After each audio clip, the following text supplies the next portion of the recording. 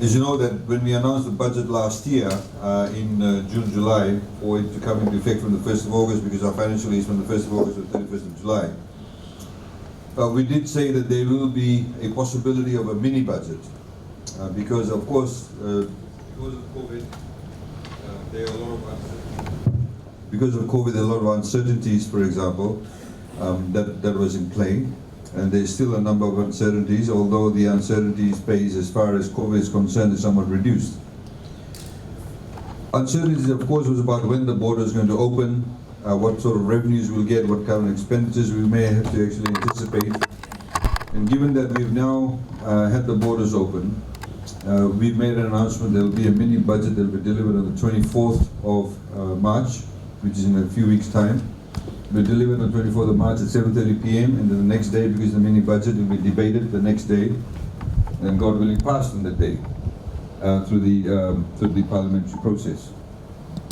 So if I could, we've been going around, Fiji essentially. We were in Lautoka market yesterday, on top of the market in the car park area. We had a meeting there. Then we had, of course, the Nandi consultations yesterday. We had the online consultations only for females, women and girls last night, in International Women's Day. We just finished at the Sheraton, because Sheraton's about to open officially. Next week on Wednesday, they had all their staff there, or at least some of them were there, who were on the shift. And so we like to seek the public's input, their opinion, some issues they may want to raise in respect of what they think should be in the budget, shouldn't be in the budget. And then, of course, there are some of these public consultations, a lot of people who have their personal issues too. We've got a group of people outside, they've got some personal problem, burning personal problem.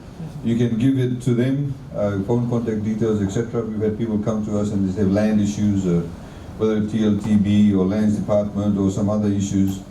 We, of course, cannot solve your personal matters, such as, your brother's broken the pipe or you've got a dispute with your spouse. Those things we don't do, they have to go through the normal process. So before we open up the floor, I'd like to just very quickly take you through some of the key background information that's essential for you to be able to understand where we are, where we were, and indeed where we are going. And it's divided into three sections: pre-COVID, during COVID, and post-COVID. So what was the Fijian economy like before COVID? This is one of the things we've been highlighting. We were growing continuously for 9 years. Now, when you have economic growth for 9 years, it means that actually your GDP value is increasing, number of jobs are increasing, number of cars, for example, on the road is increasing, etc. The well-being and individual economic prosperity is also increasing. The trend in Fiji pre this period has always been, you have a negative growth rate and then you have a positive growth rate, negative. That's how the Fijian economy, in fact, has been since independence, except for one particular period where it grew for about 6 years continuously, but not with that kind of magnitude that we have now. So that's where we were, and obviously if COVID had not come around, we could have continued down that path. As a result of this, and very quickly I'll mention this, it has enabled us to be able to expand a lot more, and when your GDP increases, your ability to also go out and borrow in the market increases. The same way, if somebody's earning $40,000, the ability to access loan is limited to a particular amount. But if you're earning you're a very rich, wealthy pilot, flying planes and earning over $200,000, the ability to borrow money is a lot more. So our GDP, if you look at the GDP value, you see in 2010, our GDP was worth only 4.8 billion. Within 9 years, it grew up to 10.7, more than doubled. That's what you call exponential growth in that respect. And obviously our nominal GDP per capita, all your finance people understand that, per person grew substantially in that particular period. Please tell me if I'm going too fast, because I want to be able to have more time to answer questions, and we can always go back on the slides. So what are the areas that actually contribute to our economy? You can see here manufacturing, wholesale, retail, trade, agriculture. These are the the percentages of contribution to the economy. We of course have tourism also. Tourism is a major contributor to our economy. Estimates about 40% or so. So when the borders actually shut down, overnight, the revenues of government just shot to pieces. 50% just dropped overnight. And nobody, in fact, anticipated that the borders of the world or of nations in the 21st century would actually come to a stop or be stopped. And that was completely anticipated, not just in Fiji, of course, but globally. So all the countries started adjusting. From our perspective, we, of course, have made a number of calls, and I'll go into that later. So how did we achieve this 9 years of growth? This growth here that we're talking about, and the GDP actually increasing substantially. So this over here. Essentially, we have a development agenda. We have a 20-year development plan. I'm talking about pre-COVID 5-year development plan. We had the Constitution provided the framework. We had consistency in policies. So if you see, even to do with the aviation, and Andre can tell you, we have a consistency in policy making regarding aviation. You know, behind the scenes, the air services agreements that we negotiate as government on a government-to-government basis. We, of course, have policies and socio-economic policies that are designed to ensure that we bring people from who are on the periphery of society to bring them in. So Fiji, for example, never had disability allowance. Disability allowance. All of you are engaged in the formal sector in Fiji. There are so many people in Fiji who have always been engaged in the informal sector. People who have been working as, you know, what we call, unfortunately in Fiji, house girls. I mean, people have spent their entire life working as a house girl, or somebody's been entire life, you know, as a farmer's spouse or as a villager's spouse, and, you know, doing some day-to-day selling stuff by the roadside, or selling vegetables by the roadside, or market vendor. They don't have actually FNPF. And when they get older, when they're retirement age, they don't have a pension. You'll have a pension. They don't have a pension. So we actually started giving what we call social pension. And it was increased to $100. So we start off at the age of 70. If you're over the age of 70, you never had FNPF, we paid you a stipend. Then we reduced the age to 65. So we're able to sort of, that kind of built, you know, stability into the economy. And of course, in respect of the competitive tax regime, I remember back in 2007, if you earn more than $8,400, you have to pay tax. Went up to $8,600, and within a few years it went to $16,000. And today, people who earn less than $30,000 don't pay a single cent of tax, which meant more people have disposable income in their pocket. That kind of increased the consumer demand for goods and services. More people bought cars, etc. And of course, you know, there's socioeconomic and political stability, there's consistency in policy making. We had, of course, invested enormous amounts of money in infrastructure. If you look at the kilometers of electrical cables that have been laid in the past number of years, the kilometers of pipes that have been laid down for water connection, it is really quite unprecedented in the short period of time the amount of infrastructure development is taking place. Even the building of this 4-lane road, it's not just about having a nice road, but it's also about how does it fit into your overall, policy objective. We may be great people in as far as hospitality is concerned, but if your airport is pretty crappy, and if the road that goes up to Denmark pretty crappy, it does not give you an edge. So somebody who may be sitting, in Melbourne or Sydney and deciding to choose between a holiday destination, they do look at things like that. They do look at things like, well, is the infrastructure good or not? Will I spend 2 hours in the traffic or hour and a half in the traffic to get to my hotel? Is the road going to be bumpy? Is the airport toilets clean or not? These things matter. People make decisions on that. So it's a strategic investment, for example, the 4-laning of the road, the building of the back road to Denmark. And a lot of people actually, I bet you many of you can't even remember what the old road used to look like. Right? People have actually forgotten that. A lot of people don't realize that in fact you don't have any electricity cables in this 4-lane road. That costs us more than $20 million just to put the electrical cables underground. But of course it's what we call resilience building. Next time there's a cyclone, there's nothing to blow down. In the past couple of years in Vanuatu, we put up electrical cables 3 times. It's up, down, up, down, up, down. Ideal situation, of course, is to put it all underground. It costs a lot of money. And I'll come to that later. But of course, we've invested quite significant amounts of money in, digital connectivity. Phones in Fiji were very rare previously. Rich in the privilege of mobile phones. You had exclusivities of Vodafone, TFL, and cable and wireless. We liberalized the telecom sector. We never had 5-up, 7-up, free talk time, and all those kind of things. Unit cost of a mobile phone call in peak period is 99 cents a unit. Today it's about 23 cents a unit. Which has also meant that now the BPO sector in Fiji is growing. It's the only sector that grew in the COVID period. 3,000 new jobs. 3,000, a lot of them, some of them were in Nandi here too. People are relocating the call centers, data processing, bookkeeping, insurance claims, etc. to Fiji. Because they no longer want to do business in Philippines or India, it's too far away, there was COVID, etc. They want to bring it closer to home, so Australian companies are bringing here. So that has only happened because of the fact that we provide a liberalized legal framework in the telecom sector. FCCC manages the pricing, competitive pricing. The internet speed is higher. We've invested in the Southern Cross cable, put up front $20 million US dollars to make sure that we get the next gen of the Southern Cross cable. We now have a cable landing in Vanuatu in Sabu. Those kind of things have happened. Now, what did COVID do? So, impact greatly on the economy and jobs. 100,000 people lost their jobs or reduced hours. Economy contracted by 15.2%. Immediately, 15.2%. Is sucking out that much money from the economy. And of course, contraction in 2021 of 4.1%. Tourism industry, $2 billion in foreign reserves used to come from that. That went. Government revenues halved overnight.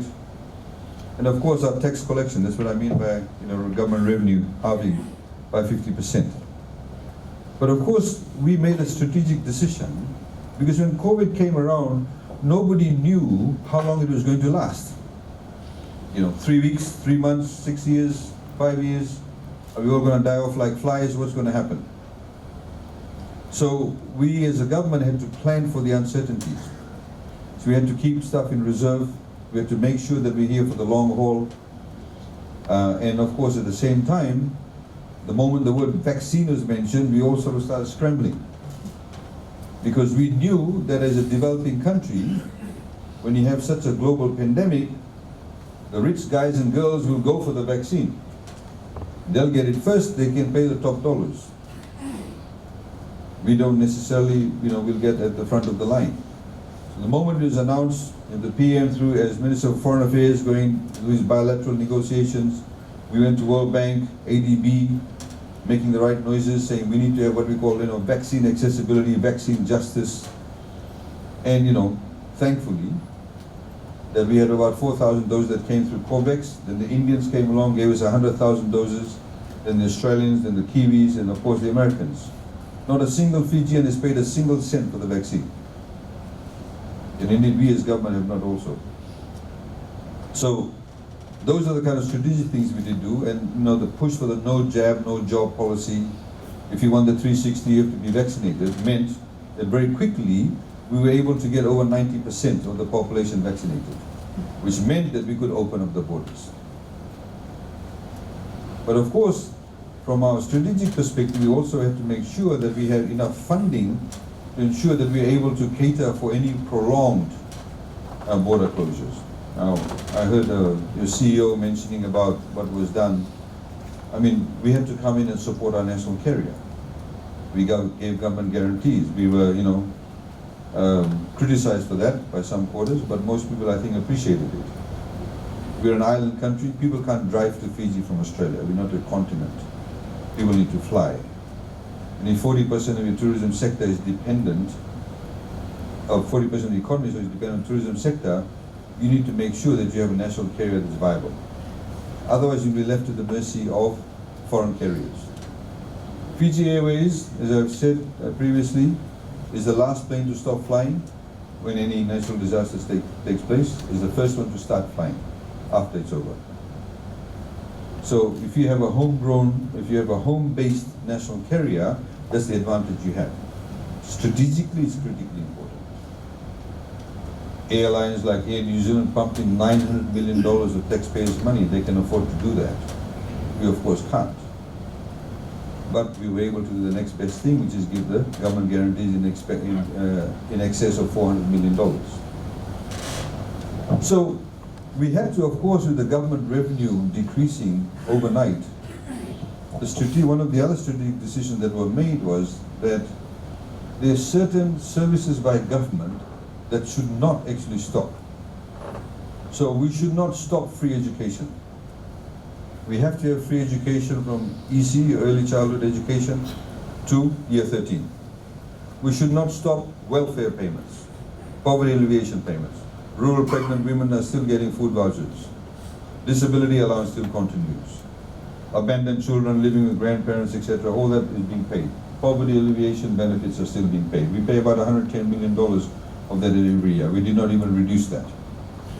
So that was a decision we made. We also said, okay, for example, things like all the market vendors' fees have been paid for the 1 year.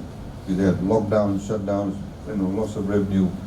People applying for their taxi permits, minibus permits, whatever it was, for renewal of the license for this year, we are paying for that. Birth certificates are free. Somebody has to pay the fees, we have to allocate it through budget. We can't expect the municipal council to say, you're not going to get this revenue anymore. Because they have to start, they have to continue to collect the rubbish and maintain the municipality, so somebody has to give them the revenue. We also, for example, gave access to GPs. A lot of people, most of you in this room, can go and can afford access to a private doctor. A lot of people can't. So they may have a headache. We didn't want them to go to the nursing center or nursing station or to the health center or to the hospital itself. So we called for expressions of interest for private doctors to participate. And we said, you give us how much you can charge and we'll pay the fees on behalf of these Fijians who can't afford to come to you, but we're increasing your client base, but also it puts less pressure on the public health system. They didn't want to do it. Initially they wanted to do it as a monopolistic position. Some of them jacked up their prices and we said, we're not going to do that. Unfortunately, we were able to break that monopolistic thinking. So we now have about 15 doctor outlets throughout Fiji. You would have seen last week's paper, in the Saturday paper, we actually advertised again to increase the cadre of people who actually will be involved in these GP services. So that's what we've done. And of course, unemployment benefits. So you can see how the economy actually contracted. All these growth areas here, and bang, we go down to 15.2. 4.1 here, we expect to now grow by 11.3, etc. Now this is a high growth rate because your base is low, of course. If we get 400,000 tourists, we'll be saying great. But I'll show you the figures we had before COVID. These are the numbers here. So 632 in 2010, 894,000 tourists in 2019. Then it drops to 147. Some of this could be, some of them are Fijians returning also. And then 32,000 in 2021. That's why your airline had to let go of people. There's no business. That's why we had to come and help them. But that's why also, if you remember, that it's not just people, for example, who work in the hotels or work in the airline. It's people who actually live off you. So there's ladies there outside Nandi Airport selling, lovo packs, roti parcel, mitai, boiled ebi, or even outside over here. When you guys don't come to work, they don't get business. When they don't get business, they're not buying stuff from their suppliers or able to feed their families. So there's a multiplier effect. So we did a comparison of the contraction of what we call tourism-based countries. So if you look at, for example, Maldives, which a lot of the tourists are, Chinese and also Europeans, that's in the Indian Ocean. Aruba, all these are the Caribbean tourism countries, St. Lucia, Barbados, Bahamas, St. Kitts, Nevis, Seychelles in the Indian Ocean, Mauritius in the Indian Ocean. These are very French, a lot of French and European tourists in Mauritius. Henri, that be correct? Mainly French tourists go to Mauritius. So this is the level of contraction that these economies had. And of course, Maldives, contracted by 32%. Tourism industry. Aruba, 22.3, 20.4. We sit here, 15.2%. But it goes to show that there's contraction in most of the tourism-driven countries. We just put Vanuatu there. It does have some tourism, but obviously not hugely dependent on tourism as we are.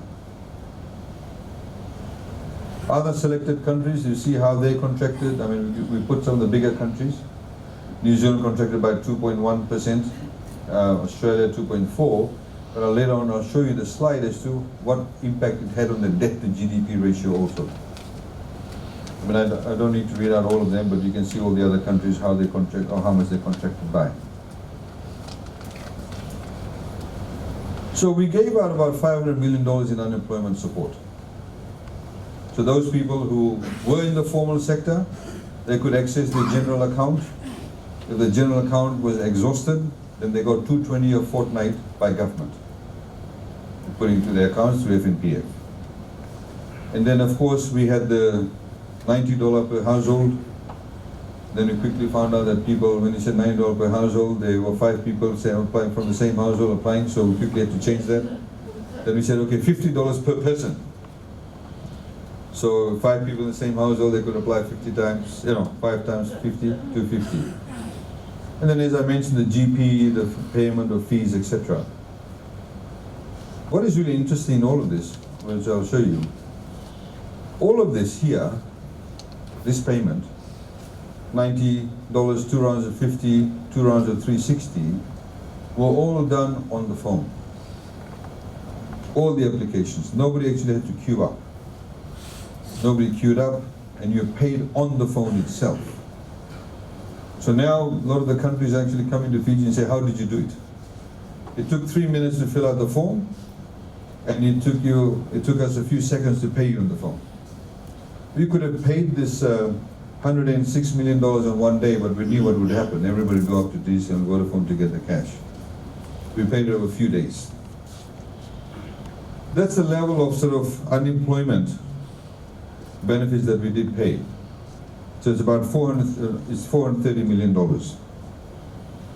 Now, governments generally run a deficit. All governments run a deficit in the world. Unlike Fiji Airways, we can't make a profit, or we can't charge a fee that pays for our cost all the time and a slight margin. Right? I mean, birth certificates before used to cost one stage $2.25. That does not cover the cost of the ink, the printer, and the paper. And forget the person who's actually getting it for you. You go to the hospital, you're not paying the full fees. A lot of the services are free. We're not actually making profit. So as a result of that, we always run a deficit. The question, of course, the trick is to make sure deficit is low. It's manageable. And also, why are you borrowing? Are you borrowing to build, or are you borrowing to pay for your operational costs? Because governments also have to build. You have to invest in infrastructure. So, when we go to rural areas now, people want electricity. To extend the grid to, say, maybe 5 homes, it could cost us $200,000 just for the pole and the wiring. We don't go and say to them, you all now have to put in money and contribute. They would never make that kind of money. So we have to pay for that. So you can see over here that this is our expenditure, and that's our revenue. So there is a deficit. That's where you're running into deficits. We have been actually, before this period, we're running what we call a surplus operating surplus, sorry, I should say. In other words, we were making enough money to pay for all our operating expenditure, all our operating expenses. It is for the capital that we're actually borrowing, which is a good space to be in. And in fact, because we had a surplus, we used some of the surplus to invest in the infrastructure. Because of COVID, obviously, we got this huge level of deficit. Out of this $3.19 billion, and 3.6 here, if you look at it, all the government civil servants pay, including the discipline forces like police, corrections, and the RFMF, our total wage bill is $1.1 billion. So 1/3 of that, approximately, is just to pay for wages. And as you know, a few years ago, the civil service pay went up, in some areas quite significantly, depending on the job description. Like doctors' salaries went up, nurses' salaries went up. In some of the highly skilled areas, the salaries went up quite significantly. So if you see over here, we were in fact on a fairly even keel, 44.6, 43.5, 45.8. Some of this was in fact increased because of Cyclone Winston. Cyclone Winston, within 36 hours, wiped off 1/3 of the value of our GDP. That's why we don't like cyclones. We don't like inclement weather. I mean, even recently with the rain, it was not cyclone. The amount of rainfall we received, a lot of places the roads have washed away. Those of you who drive between Nandi and Singatoka, you can see how some of the highways have just been cut, complete slip. That cost a lot of money actually. Roads in Ba have slipped away, crossings, the approaches have gone. So these things cost money. So we have in the past number of years been going to organizations like the World Bank, the ADB, and saying to them, even though we're a middle income country, we need access to concessional financing because of climate change. And the industrialized world has actually caused the climate crisis, not us. Our carbon footprint is little or very small. So you need to actually give us access to concessional financing. Some people are saying, oh, you're going around with a begging bowl. Well, actually, yes, it's not a begging bowl, but it's actually a reality that we are getting the brunt of the climate change. Some of you are old enough to know that before Fiji would have probably one cyclone every 5 or 10 years. Now we get 3 in a year, sometimes 4 in a year, and throw in a bit of inclement weather too. So we need access to that type of that kind of concessional financing. So cost of finance is critically important. A lot of you in the finance would know that. So even though you may increase your borrowing, if the cost of finance is low, then it's good borrowing. So you can see because of COVID, of course our debt to GDP ratio increased significantly. Not just because our revenue decreased, but also our economy contracted. It's a double whammy. So you can see here, our debt to GDP ratio here was coming down. Even though your nominal value of the debt increased because of infrastructure projects, the debt to GDP ratio came down. We went down as low as 43, 44, 43 here. Of course, Winston came around here. We had $500 million rebuild, built schools, roads, bridges, jetties, etc., health centers. And of course, it went up here post-COVID, 61.8, 79, and now we're sitting at 88.1%. Okay, let's look at debt to GDP ratio of tourism countries. Where are they sitting at? By the way, these figures are available at the World Bank or IMF site. You can go and get it yourself. It's not something that we thought of overnight. It's all readily available. It's not available on One Mind, One Goal, but it's available on credible sites. So Suriname, debt to GDP ratio post-COVID, 140.6. Maldives, 137.2. Bahamas, all of them. And that's where we sit, at 80%. Again, we've gone through other countries. What is really interesting, even though the New Zealand economy contracted by 2%, New Zealand traditionally has had low debt to GDP ratios. They're sitting at 28% before COVID. Almost double now at 52%. A country like New Zealand. They had all their lockdowns, etc.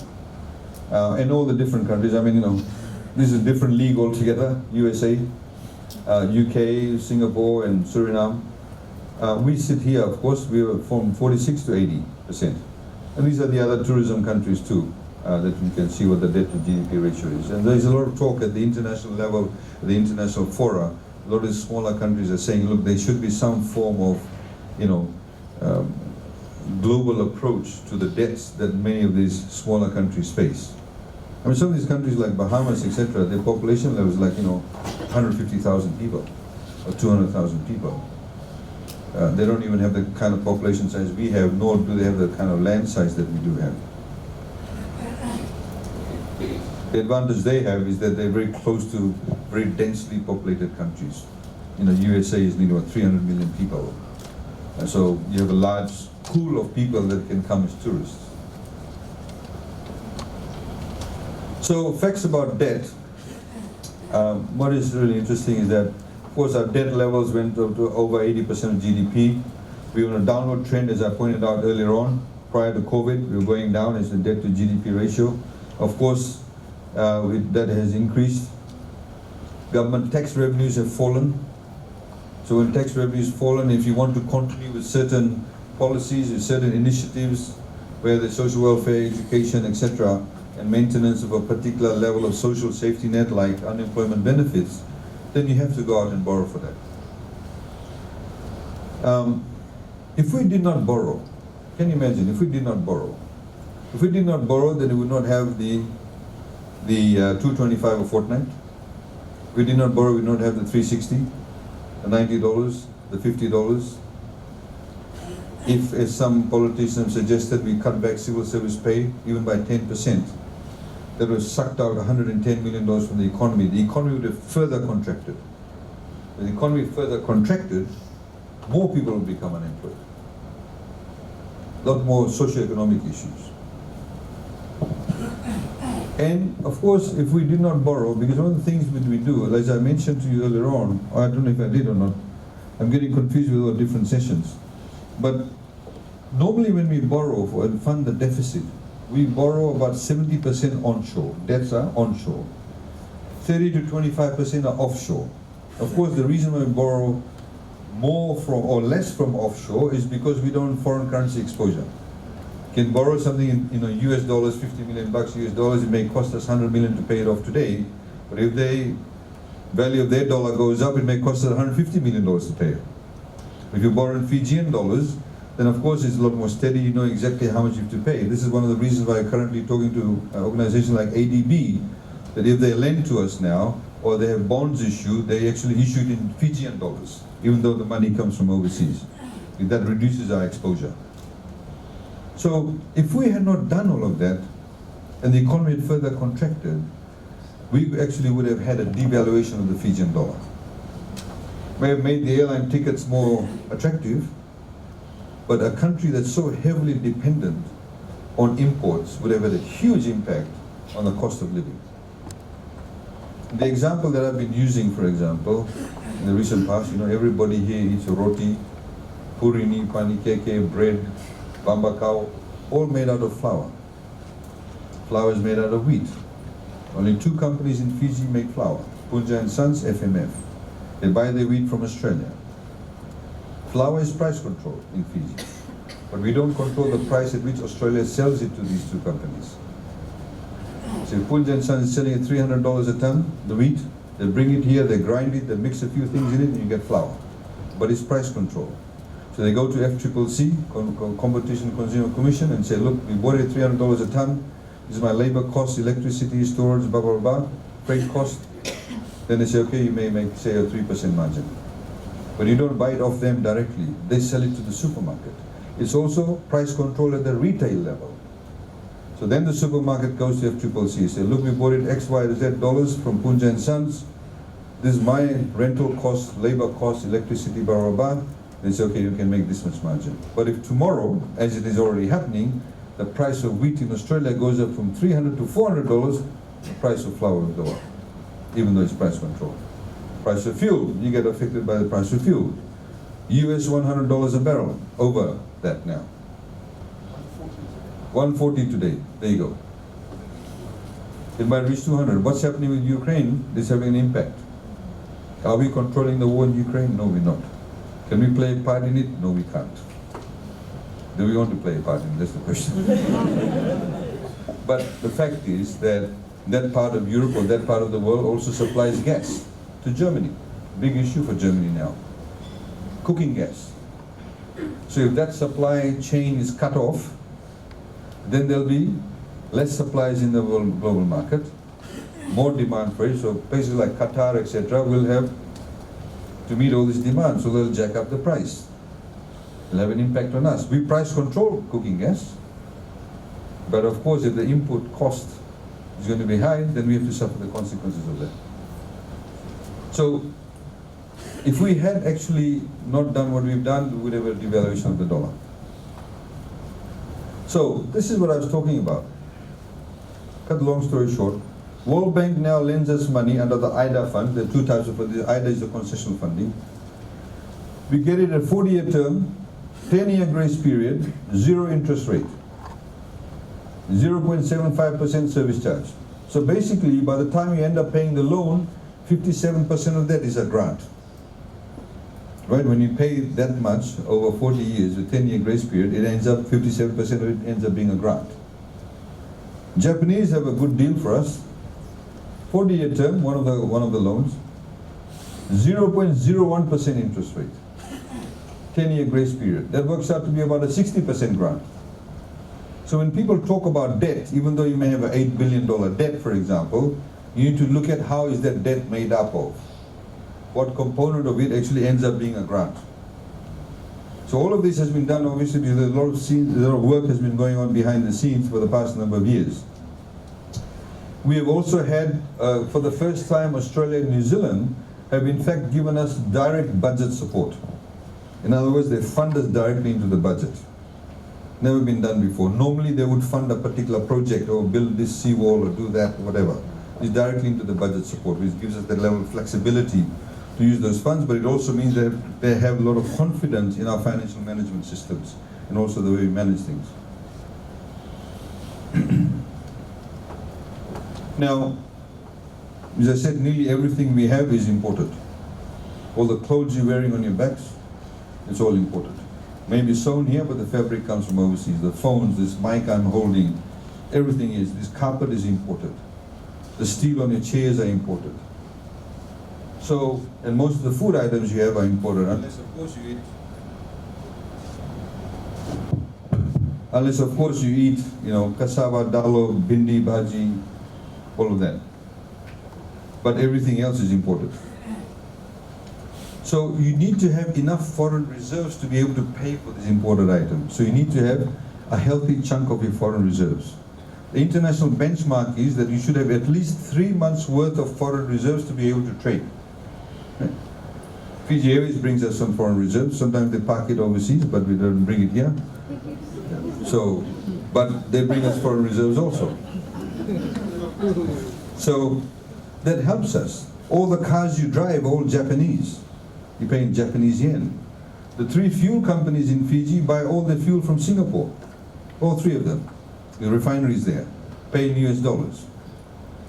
Our foreign reserves today sits at $3.1 billion, which is 8.7 months worth of import, which is 5 months more than what we require.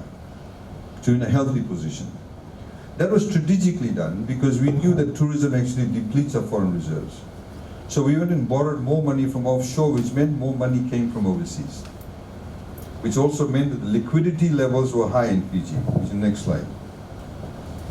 So banking system is a lot more money, because new money has come in. So interest rates don't get jacked up, essentially. So when you start recovering, and you want to go and borrow, businesses want to go and borrow, the interest rates aren't that high.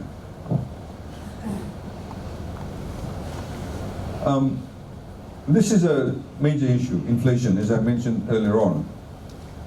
That freight costs, I was just talking to somebody from Lautoka, actually a business person, who said they used to previously pay $5,000 for the container on a particular route. They're now paying $15,000. It's tripled.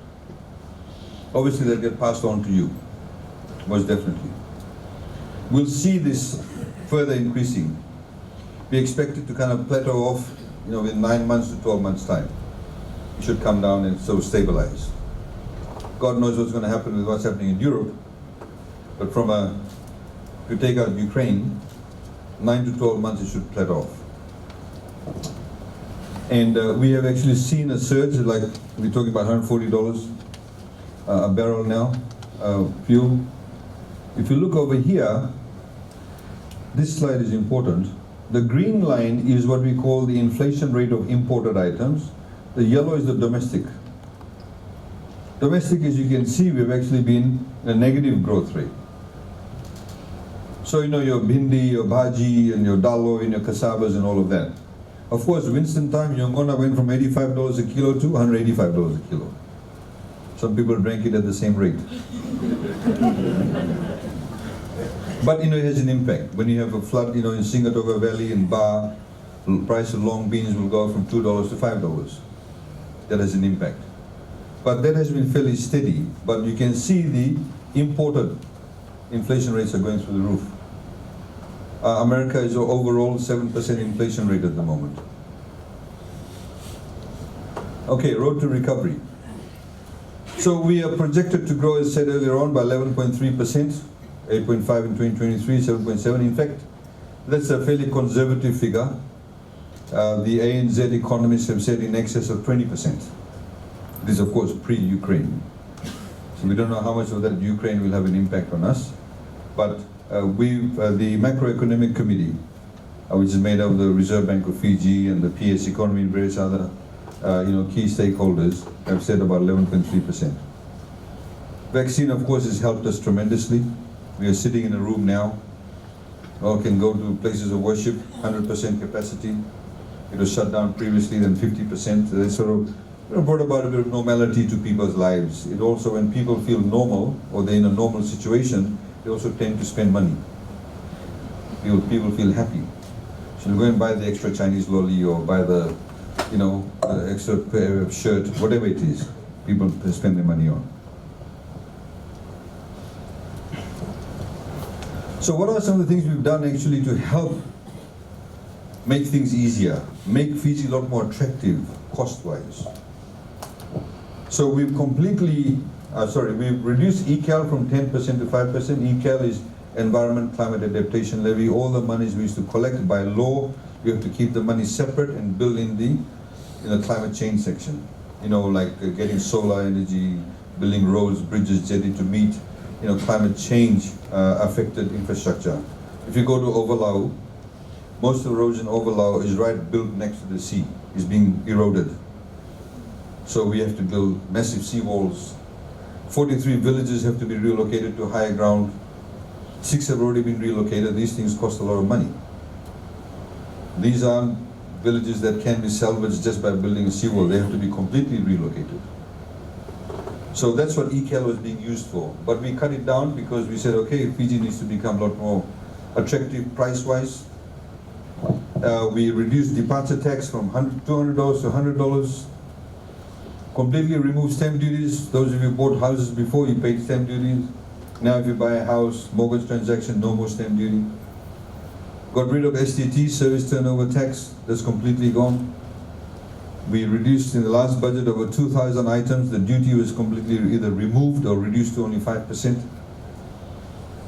Set up a business. You don't longer require a business license. That's gone. You can just go and set up your business. Of course, if you're setting up like a catering business, you need to meet the health standards. But you don't need a business license. Businesses were provided relief through deferment of tax payments. We put that in place. Of course, FNPF was reduced. Employers used to pay 10%, it was reduced to 5%. Employees used to pay 8%, reduced to 5%.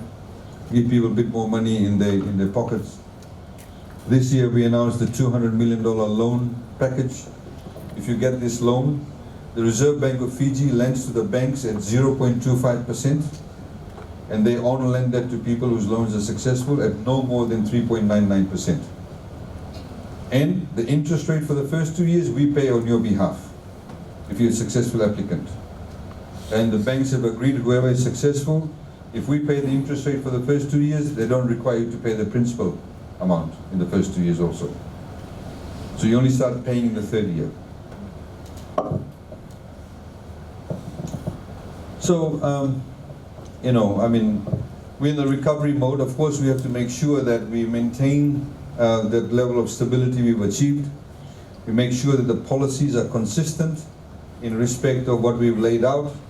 And in fact, that gives or inspires confidence, not just in foreign investors, but also local investors. If they know policies aren't going to chop and change, there's consistency in the policy, then of course they'll feel a lot more confident. When people feel confident with policies, they will actually invest. they will actually spend. They won't sort of hold on to money. And one of the things that we've been trying to do through the budget, obviously, is trying to create that level of confidence and provide the certainty. You know, the areas that we, of course, are growing, like we highlighted in the BPO sector, ICT, of course, tourism, and also to maintain our competitive edge. You know, we want new ideas, civil services, OMRS, that has seen a lot more women get into positions that we've never had before, a lot more women members in parliament because of the electoral system we have. So those things actually instill a lot of confidence, and these are kind of building blocks for socioeconomic stability. So we'll open up the floor for any questions you may have. Please don't hesitate to ask any questions, any comments you have. But if you have after this, you want to make some more submissions, you can send it to budgetconsultation@economy.gov.fj, or hand deliver postal, but most people don't do that, the email nowadays. So, you know, we look forward to any input that you may have. So I'd like to open up the floor now. Please, like I said, feel free to ask questions. I know there are people outside. If they want to ask questions or have any comments, please feel free to do so. Naka, thank you. Will there be a change in minimum wage pay? That's one of the questions. As we said that the minimum wage is being introduced, as I mentioned to you earlier on.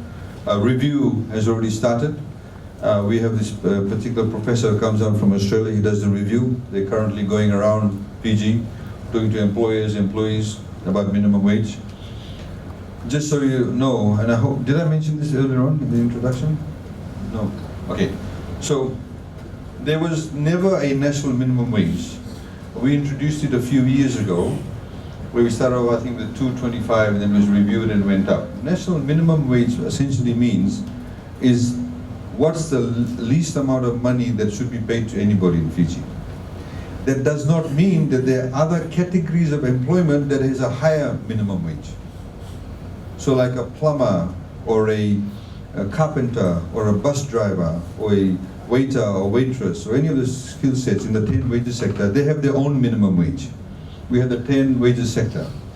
National minimum wage is anybody, for example, you've got somebody that comes to your place and they cut grass.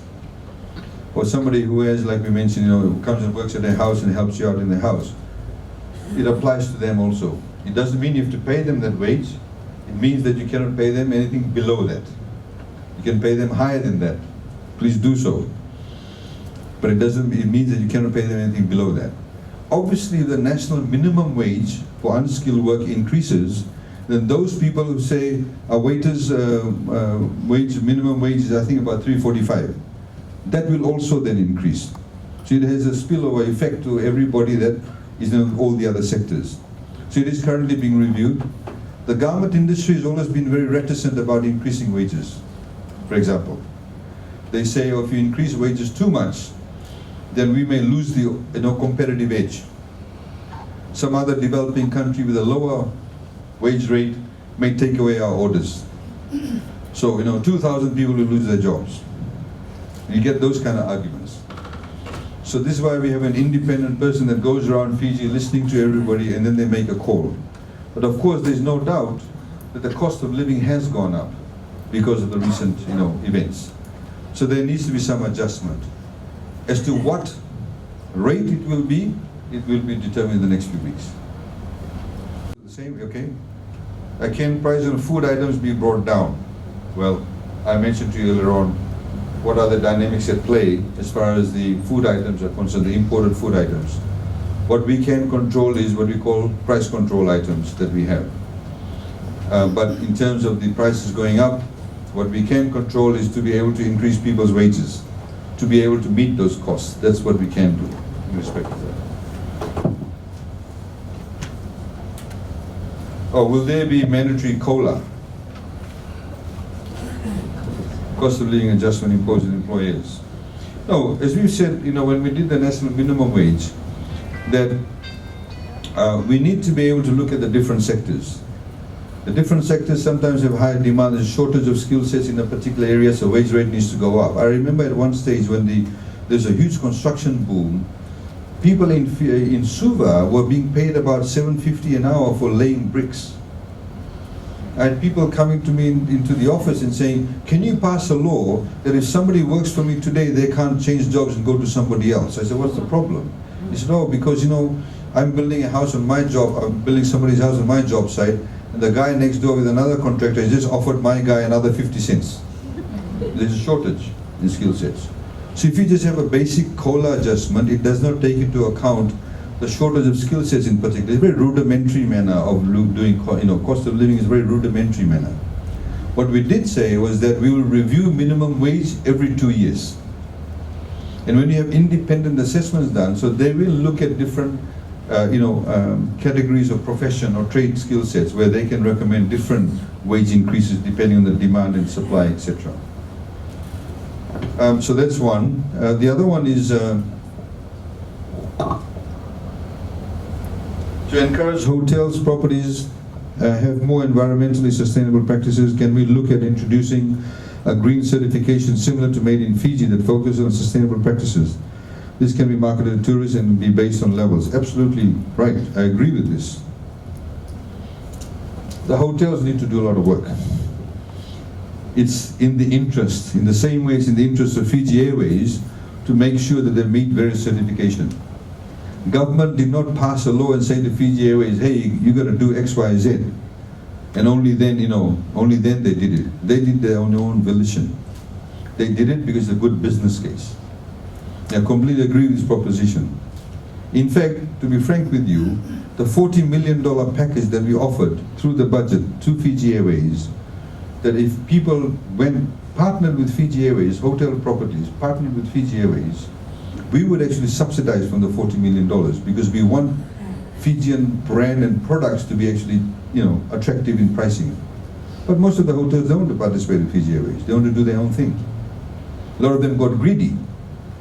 And they saw that there's a demand for it, let's jack up the price, let's make $1 an hour. It's like the taxi driver, where the taxi fare really is normally $5, but sees a tourist and puts it up to $30. We know that happens, right? Now, why do that? Because you're only seeing up to your nose. People are not only health conscious or health sensitive now, they're also price sensitive now. People want to get a good investment on their buck. If I can buy a stubby on the beach in Bali for $2, and buy a bowl of fries for $3, and I've got 7 kids, or 5 kids, where do you think I would go sometimes? These things you have to be aware of. We have to be, it's a combination of things. It's not only just price, it's about service, it's about infrastructure, or combination of factors. So in the same way the tourism sector can in fact market themselves and take those initiatives themselves to actually, make sure that they're green compliant. You can market yourself on that basis. And I hope they do it.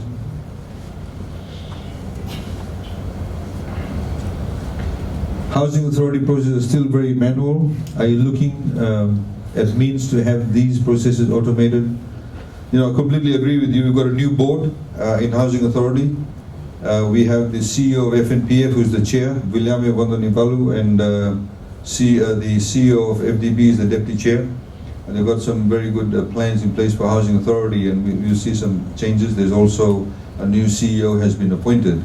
A lot more can be done in that space, and we'll be also making some announcements over there too.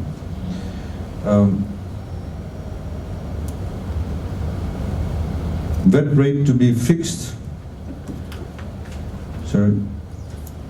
with increase in fuel price. Example, VAT to be, say, 15 cents per litre, removal of 20 cents per litre fuel, which was had in pandemic. So I don't know about when you mean by VAT rate to be fixed, but I understand the removal of the 20 cents. Some people have said that. If we did not do that, also we would less revenue too. So it's a question of prioritization as to what we'll do. Those are some of the things that, of course, we are considering in the budget.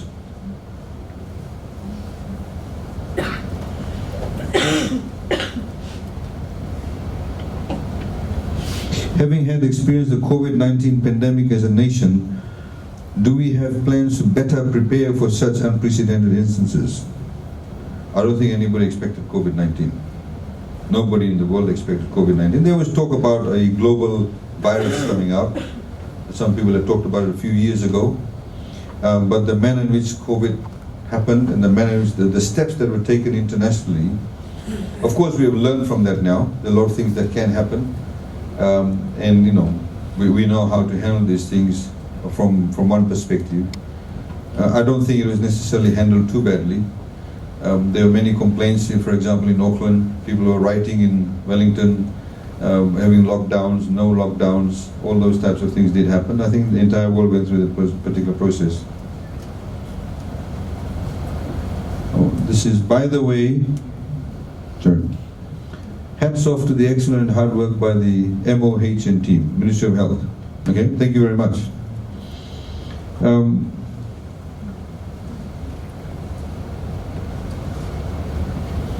During the announcement of the COVID-19 supplementary budget, the duty on fuel increased from 20 cents to 40 cents. Can the government look at this? Please be assured we're looking at everything. What happens at the end of it, of course, after the looking, we'll find out on the 24th of March. Again, same question on the 20 cents tax on fuel. Is the 200 billion loan scheme for small business startups still open for applicants? Yes, it is. You can go to any of the banks, including FDB. Teachers who upgrade qualifications are not paid the same as the other teachers with the same qualification who upgrade their qualification few years back. This is unfair and demoralizing.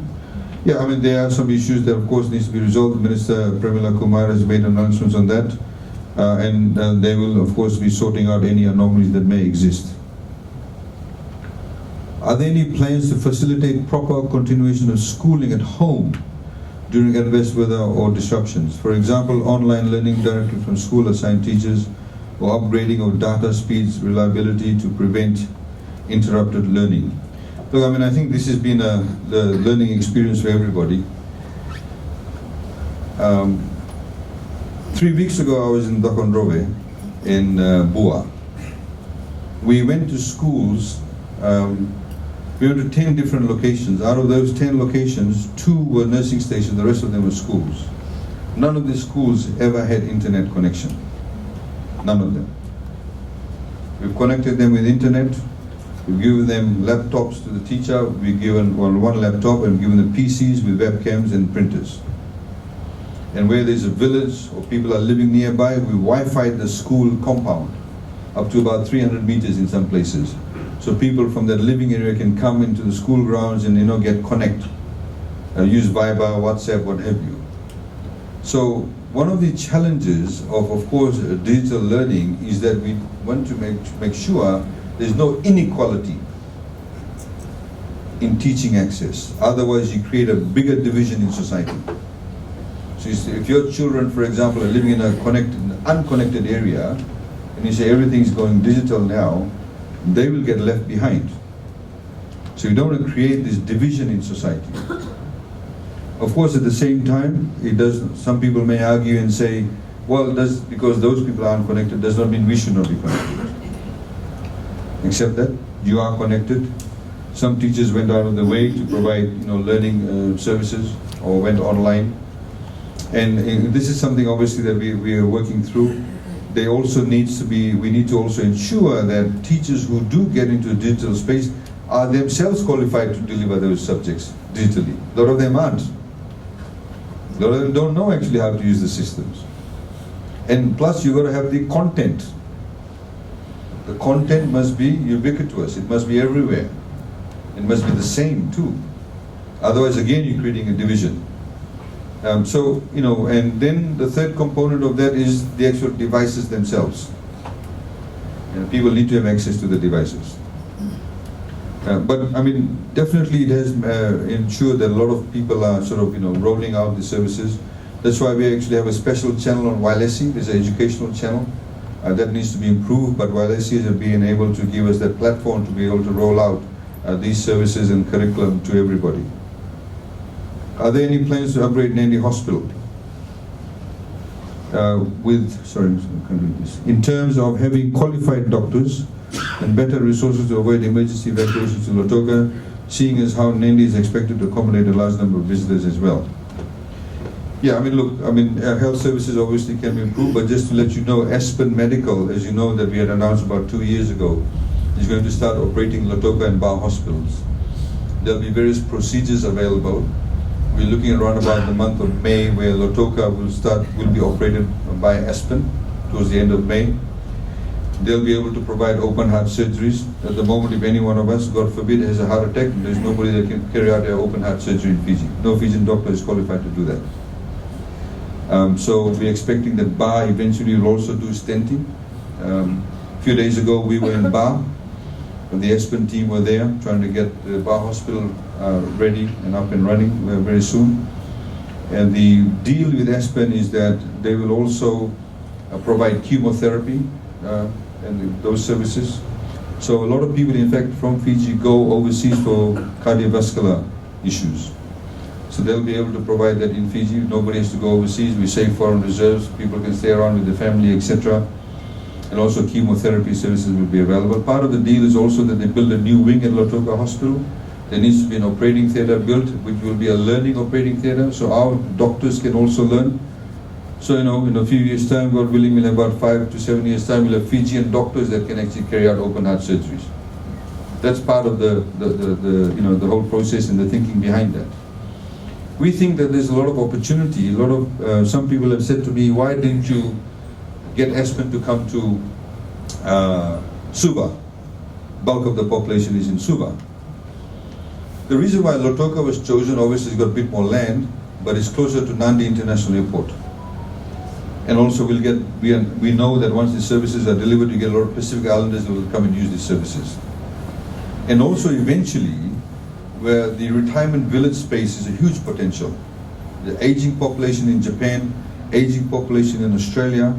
A lot of people actually have talked to us. In fact, we passed laws a few years ago that if you invested in retirement villages, you get 13-year tax-free holidays. But nobody's going to invest in a retirement village if you don't have tertiary medical facilities available. And of course, the weather is much better here, so most people set up retirement villages in the west. They're not going to set it up, in the Suva area, etc. The beaches here, etc. Eventually, of course, if you have this Australian hospital, various elective surgeries that cannot be carried out in Australia can be done in Fiji. So we're also building up our medical capacity by attracting such a internationally recognized hospital. So that's part of the deal as far as that is concerned. Are there any plans to upgrade the Wailoa public beach area with facilities and businesses benefiting both locals and tourists for the Nandi area? Plans to support local business and tourism sector? We'll have to talk to the Nandi Municipal Council. A lot of these things, for example, we don't deal at the budget level.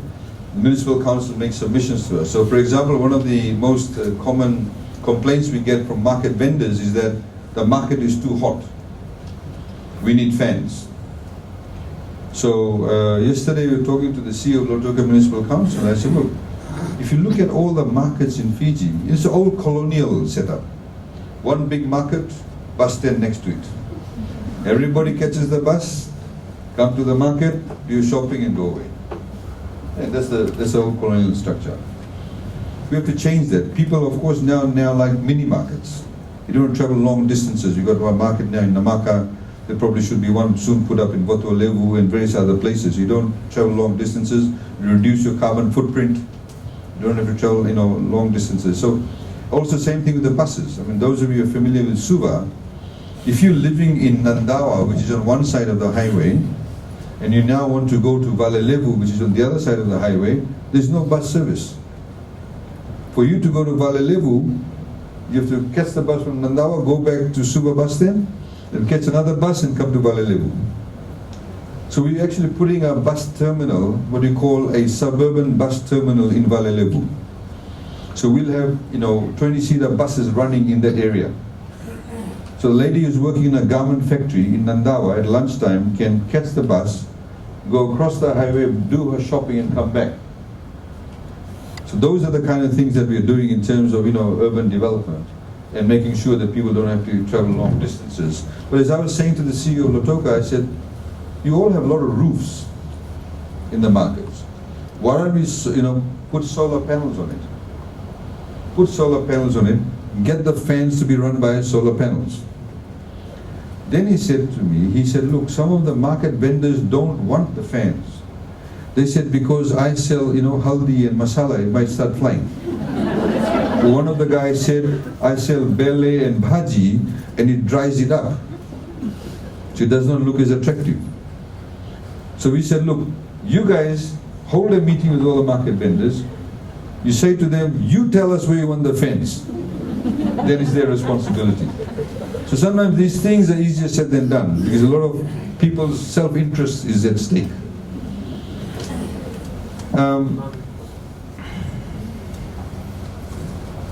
Does government have plans to make Fiji more lucrative as a destination for tourists? More than something that goes beyond just the sun, sand and beautiful people. I completely agree. We've talked about that, quite a few things. I don't know if you want to tell them, but we've had some discussions about what are some of the other things that we can do to make the tourists spend their money. I mean, one of the areas that has been neglected, of course, is the interior of Vitilevu. Some beautiful spots there. Nobody's actually ventured out. You could put nice chalets there or whatever, villas there. There's another difference in terms of tourism destination. You got shot over jet in Singatoka River. There's other things that can be done. The time is obviously of essence, but we had a presentation also on the Nandi River Rehabilitation Project. If you look at most of the towns in Fiji, they're all built on riverbanks. The reason why they're built on riverbanks is because in those days, there was no road around Vitilevu. So the ships, international shipping, used to come to Suva or Lotoka sometimes, and then the goods and people would be carried by what they call cutters or boats. Come around the coast from Suva, go up Singatoka River, offload it, and that's the town. Then go to Nandi. Only Suva and Lotoka don't have major rivers. But all the others, Ba, Tavua, Rakiraki, Lambasa, all of them have that. Now, but those rivers are very shallow now. Singatoka River, at low tide, you can play rugby in front of Laselase village and between Tapus and Laselase village. Nandi River too. Years of siltation has taken place. So one of the things that we've been saying is that the river actually provides a lot of economic opportunities. If you had a river that was deep enough, manageable enough, you can have river tours, you can have cruise dinners, all those kind of things. So there's a lot of opportunities from that perspective, but we have to have the building blocks, in that respect. So I think in the question being that about the more destination, yes, we're looking at some other areas where we can provide more opportunities for people to spend their money. What more is government planning to introduce, if any, to corporates building from government's commitment at COP26? I don't actually understand the question. I don't know whoever asked this question. Is government looking at curbing the lack of responsibility citizens who throw rubbish carelessly? Do we have plans for recycling PET bottles? Fine individuals who break these rules, similar to how mask wearing was perhaps as we police wearing masks during COVID-19.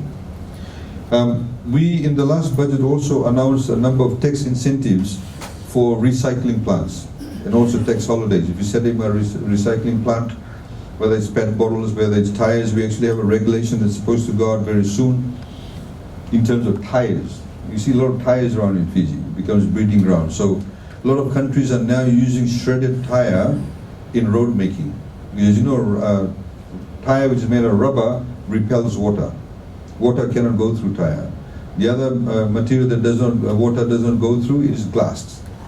So some countries actually use rubber and glass and mix it up with bitumen and then lay it. So you need to get the component right. So we're trying to get some companies. There's one company that's actually already identified equipment. So once we do that, we'll have a recycling system with tires. So, if you buy a car, it's imported, we may charge say $20 per tire for the car. Once you change your tires, you can go to a identified collector of tires and you may get $10 back. Like the bottle sellers.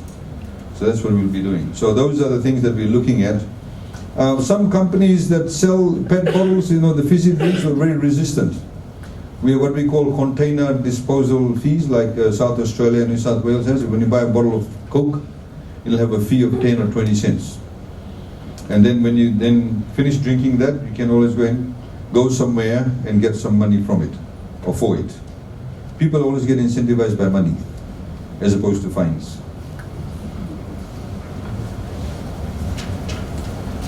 Please, I don't have to read all of this. If you have any other questions, please feel free to ask.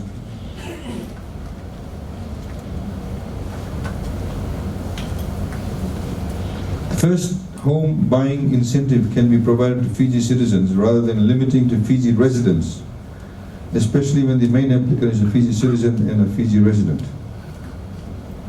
I really don't understand the question, but we do have and this is something that we wanted to highlight, the rate of home ownership in Fiji is very low. And also a lot of people buy their first home or build their first home much later on in life. In their 30s or so, late 30s, we found. We want to encourage more people to build or buy their first home.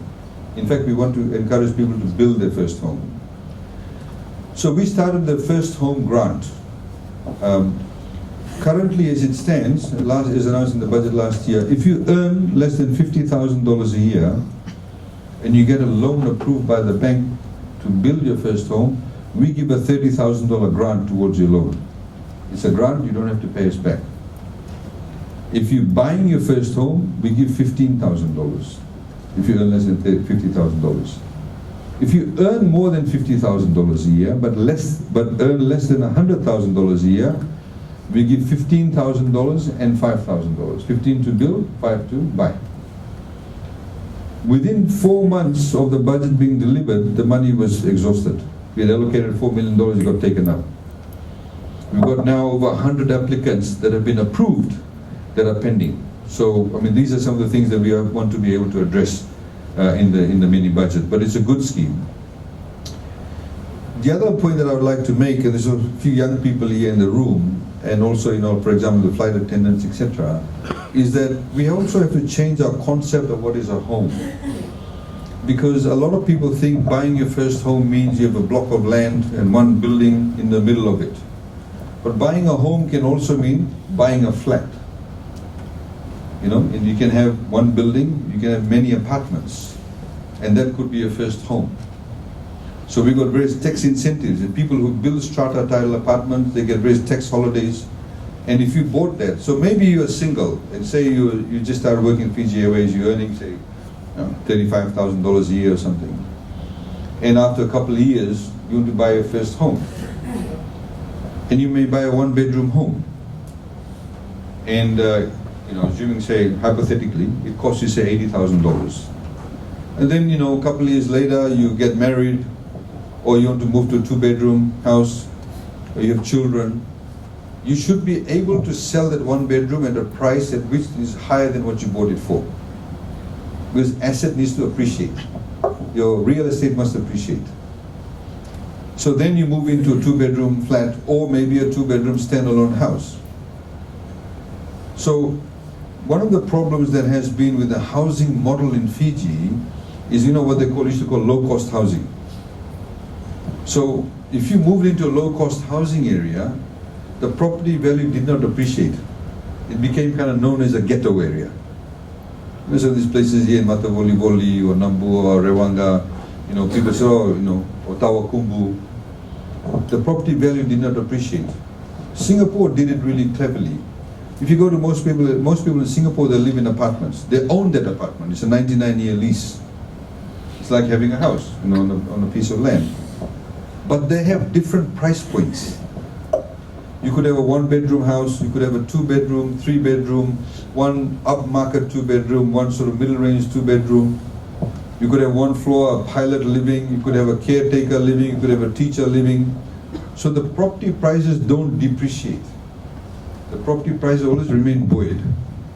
So people are able to make that social transgression or transition. They can move there, you know, move from selling a one bedroom to two bedroom to three bedroom, or go and buy a standalone house. So we have actually a program with the IFC, International Finance Corporation. We've identified 6 sites. One of them includes the one in Tawakumbu too, where we'll be carrying out such projects. And we really we have a huge focus in that area. The other point regarding housing is that a lot of people live in Fiji in what we call squatter areas or Vakavanu arrangements. So if you go to Savani Top, you see all the homes on the right hand side as you go down to Lotoka. Those people all pay about 30 or 50 bucks a month. So they don't actually have proper lease. Some of them have been living there for 20, 30, 40 years. So you have one landowner who collects the money from them every month. Sometimes he collects more depending on what his requirements are. Now, if those people were able to get the lease, a 99-year lease, they would build nice concrete homes. They don't have to go to the money lender. They can use that land as security. And of course, it creates economic activity. So for us, that's the focus. So we've identified over 40 sites, or what we call informal settlements, which we're going to develop. So what we've done is that we've gone to TLTB, most of them are TLTB land, negotiated with TLTB, so we're actually paying the rent on their behalf until we develop the sites. But we have to get a private sector element to it, otherwise it becomes unsustainable in terms of developing it. So these are the sort of issues pertaining to housing that obviously that we want to be able to address. So it's applicable to Fijian citizens. We don't give that grant, getting back to the question, we don't give the grant to non-Fijians. You give it to Fijian citizens. And like I said, that you have to be within that income level. If you're earning more than $100,000, please go and look for your own money. We don't give the $30,000 grant to you, or the $15,000 grant.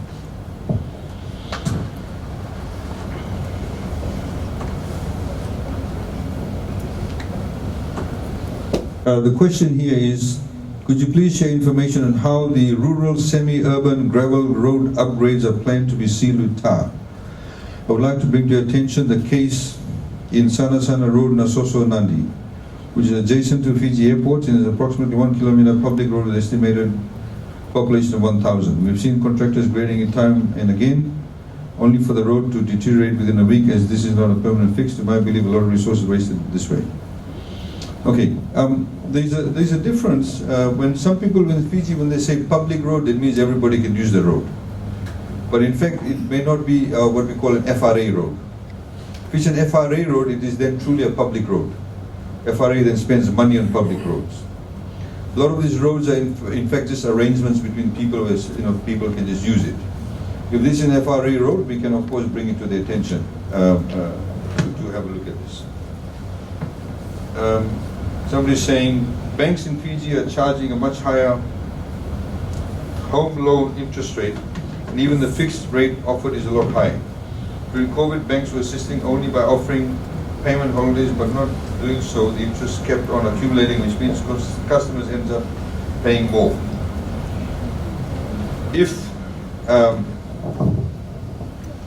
If we had not done, and as I was saying earlier on, with the amount of liquidity that came into the system, if this was not in play, the interest rates would have been a lot higher. Some banks have become a bit conservative, I agree, because in fact what we understand, over $100 million have been provisioned. In other words, $100 million will be written off. A lot of people in the tourism sector and other sectors had personal loans, $3,000, $2,000, $4,000. As soon as they lost their jobs, they can't do the repayments. So the banks actually have to write it off. So as a result of that, the banks have also, looked at, not necessarily brought down the interest rate, but we expect it to also come down in the near future. The liquidity levels continue at that level.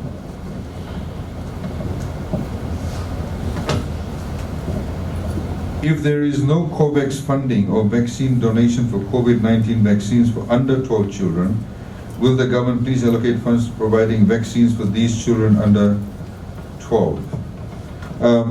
Nobody's had to pay for any vaccines, so I don't know why that question is being asked.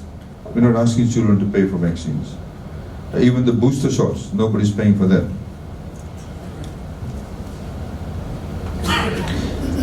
Could the government reduce the budget allocation for the military and concentrate on medical and educational budget instead? Stop the recruitment drive for the military, and those that are approaching 55 years of age, give them the option of early retirement. The option of early retirement obviously depends on the individual. They can take the retirement. If you look at the budget allocation we made for RFMF, or allocated for RFMF, was lower compared to the previous years in any case. So I cannot understand why that is being said. What can government do to promote a healthier lifestyle? For example, can we increase the cost of unhealthy food and drinks and decrease the cost of healthier options? And what can be done to deter people from consuming too much processed food? That's an individual choice. We can create awareness. We talk a lot about NCDs. The PS for Health, the Minister for Health has been talking about that.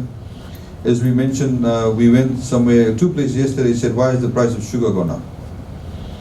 I said, the price of sugar may have gone up, but the rate of NCDs has also gone up. As we are speaking, somebody's toe is being cut off, somebody's foot is being cut off, being amputated, essentially because of diabetes.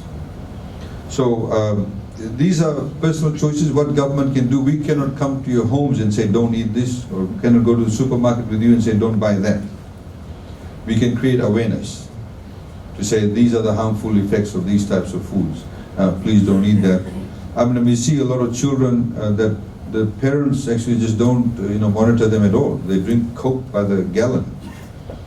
And that creates this sort of crave for them to have sugar all the time, and they grow up to be teenagers and adults where there's a lot of obesity taking place now, and of course diabetes in very young people in Fiji. What can government, can we increase the cost of unhealthy food and drinks, decrease the cost of healthy options? We've reduced the duty on many things, on the healthier foods. The issue about, we had a levy on the beverages, the sweetened beverages, Shiri. The sweetened beverages, we had that levy. It's still there.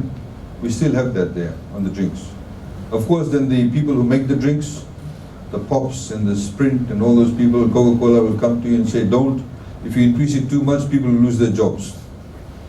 So for us, actually, of course, it's a balancing act.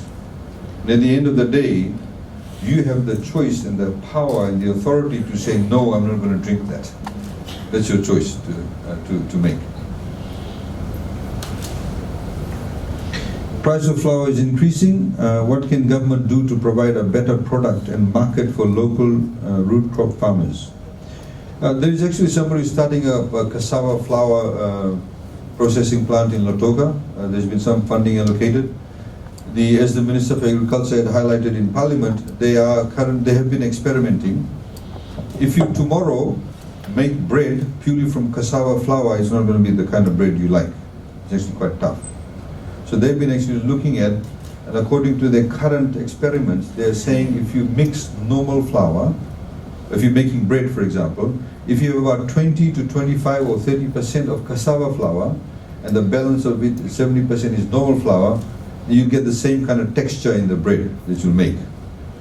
So the idea is once they get that combination right, then they can talk to flour companies and they can sort of mix that. So at least we'll be starting up, with using local produce and then creating market for them too, from that perspective. How can we retain our medical experts or share access to a pool of medical professionals? We increased the salaries of doctors quite significantly a few years ago. We also have OMRS. We know that a lot of doctors in Fiji left because they weren't giving the promotions, a very archaic way of dealing with promotions. People were appointed because of who they knew, ethnicity, province, religion, whether they went to the same school or whatever it was. Now everybody's appointed on OMRS, promotions and all those things are done under OMRS, and so obviously the salaries have gone up. But also, by bringing in outfits like Aspen, it gives a lot of these doctors the opportunity to say, okay, he's somebody that we can learn from, and they have that level of specialization. We also give postgraduate scholarships or study opportunities to our doctors already working in the public health system. We send them off to FNU. Some have gone overseas. One of the doctors that actually carries out neurological surgery now in Fiji actually went and spent 2 years in New Zealand. So all those things are actually happening as far as the medical profession is concerned. Why are patients from government hospitals sent to ZENS for CT scan? current cost for $95 per patient. What is your plan in 2022 to improve this? What will you do to have such treatments accessible and affordable for the general public? Okay, very good question. We'll be advertising, in fact we've got a draft advertisement. We've already said this publicly, particularly in Parliament. One of the problems has been when you run biomedical equipment, for example, you have MRI machines, scanners, etc., you need also people to operate it. One of the things we found is that when we train a lot of these people, they're very good potential immigrants. There's a lack of skill sets in countries like Australia and New Zealand. In fact, I was talking to some people that some of our teachers are going to Australia and New Zealand. So there's a dearth of those kind of skill sets in those countries. In the same way, they're talking about in certain parts of Australia, they actually need waiters and waitresses because not many Aussies want to become waiters and waitresses. You know, if you go to Northern Territory and places like that. So people do move around. So we're putting out an ad for a private enterprise to run our biomedical facilities in the public health facilities, but they won't just be responsible for providing the equipment. They also have to be responsible for the operation of it. They have to provide the personnel. There has to be a particular level of uptime, 95% or so, it should be up. Otherwise, if it's not, they pay a penalty. You know, sometimes some of the places we've seen that the equipment is not working, they said, oh, because the air conditioning has stopped working. And the equipment needs air conditioning. So if you outsource that to somebody that will be completely responsible for that entire operation, then as far as we are concerned, because it does not matter to you as a public who provides that. Whether it's a private company, whether it's a public enterprise, when you go to a public hospital, you just want it to be operational. Right? I mean, that's what people want. So that's what we'll be doing, we'll be outsourcing that. In the same way as we outsource the GP services, it's being done by the private sector. So that's one of the answers to that particular question, and it is a real issue. And the reason why, for example, Zen has been providing it, of course, is that the CT machine was not working in Lautoka. And they obviously have an operator themselves over here. Will the government endorse work from home schemes? Alternatively, 4-day work week and 3-day weekend? Wow. No, not at this point in time.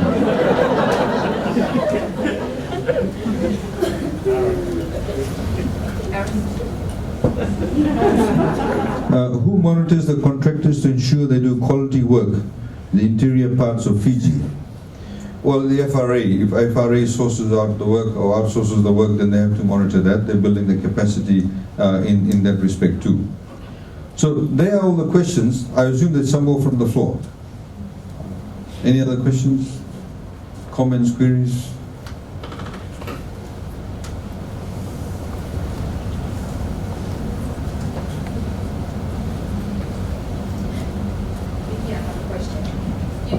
You talked about the BPO sector and the potential, and we've seen it. I think all the setups so far have really attracted a lot of clients from overseas. We are also a partner in a similar setup. Is there a possibility for government to look at the BPO sector, particularly setting up something as a government entity to train young people coming out of school and giving them internships so they can learn, but you also get them to be working, and then they can go out to the market, to the other BPO centers.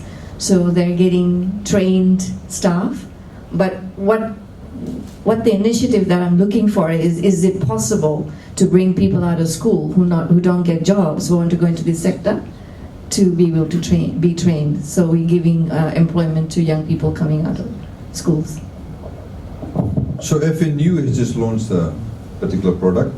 They've launched you get a certificate in BPO. In fact, we were there about 3 weeks ago. So they're providing that now. And no, you're right, because you need people to be trained. So that's there. So one of the things we've done with the BPO sector is that we've actually given a $300,000 grant to the BPO Council in this year's budget. We did in August. With that, they've set up the office. They've got a brand called Outsource Fiji. The Australian government has also partnered. The Australian government believes in their assessment that 100,000 jobs be created in Fiji in the next 10 years. So if we have 3,000 jobs created in 2 years, and if we're able to sort of latch on upon that, I mean, it's now an open secret, of course, that Digicel has been bought by Telstra, and we've had discussions last year. We had discussions with the CEO and various other people. We're quite keen, as we mentioned to them, and I said, look, you know, when you come in, you need to bring in your clients also. So they look after companies like BHP. They have a lot of their call centers, data processing in Philippines, and we in fact had a forum of outsourcing businesses about how they can shift from Philippines to Fiji. There was some months back we had that digital forum that we had. Recently the Minister for Commerce and Trade went to Brisbane. There was another forum in that respect.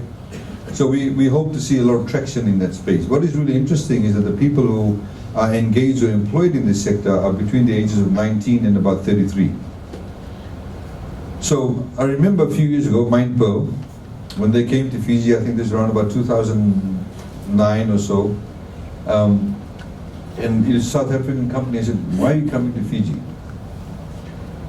So they said, you on the international date line, exactly 12 hours ahead of Greenwich Mean Time, right time zone. You have good internet connectivity. We connected to the Southern Cross cable. The cost is attractive. You all speak English, and apparently we have neutral accents. So it's easier for a Brit, American or Kiwi or Aussie to understand our accents. They literally spend millions of dollars with Philippines and Indians to get them to change their accent so they can understand these people, which is an advantage I did not know we had. But like we said, it's not only about call centers, it's also about some of the other top-end processing, whether it's data processing, whether it's in terms of filling out insurance form, whether it's actually doing tax returns. We have a lot of our accountants here CPA qualified, so they can actually get access to employment in those areas too. So that course has been offered too through FNU. At the CAF compound, the basketball court and the tennis court, over the years they've just really gotten old, but the kids really do make an attempt to play. It's got nothing there almost, the fences are gone, and Nandi over the years is getting harder and harder to take places for people to walk, because the CAF compound, now the lights are off at night, and across here now the roads are open, but generally everybody goes across here. So I just was wondering if there was anything they could do for Nandi so that we could have like a place where everyone can go, the older people, the younger kids, and where we can go and just, do some healthy walking. I know CAF compound is a great place, but maybe just an area where maybe the courts are a bit better and things like that.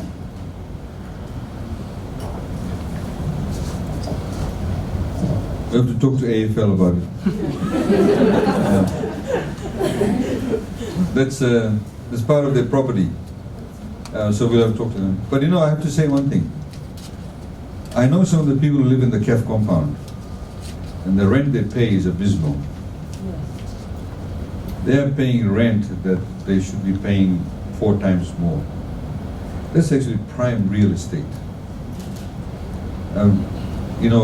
Just to let you know a story, the Nandi Airport, before we did the Nandi Airport redevelopment, that time, the act now, Nandi Development Act, Redevelopment Act, people who are paying rent at Nandi, at the airport, with the arrival area, upstairs and downstairs, the rent they were paying was far more cheaper than Namaka. Far more cheaper than Namaka. And guess what? It was price controlled. This is prime real estate. It was price controlled.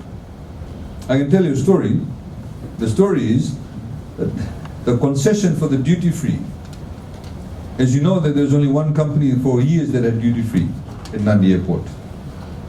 And they're paying abysmal rent. They actually had a warehouse at the airport. Nowhere in the world do you have a warehouse at the prime real estate. And then I think it was 2000 sometime, they called for tenders. First time. So one of them that had already been brought in now, there's two of them there as you know. One of them, the one that came later on, put in a bid that was more than the one that had already been there for decades. Then they picked up the phone and called up the then Prime Minister and the tenders were called off. They only paid about 4 million each. After we did the native development, the act was put into place, removed price control, calls for expressions of interest. Pre-COVID, we were collecting about 18 to 20 million dollars from them, between the two of them. And that's how much they should be paying. It's prime real estate. Most airports in the world now, they make their money from the concession, not from the landing fees. Landing fees is just a small component of it. They make their money from the concession. That's the story. And during that period, of course, a lot of people got into those homes and they're paying abysmal rent, frankly. $300, $400 a month. It's crazy. So a lot needs to be done in that space. And of course, you need to be able to ensure the infrastructure, etc. I mean, I went past that place after the last rainfall and I saw the bottles and the PET bottles all near the fence. And it looked terrible. Something does need to be done. There were some plans previously through AFL, but we hope that something will be done in this space soon.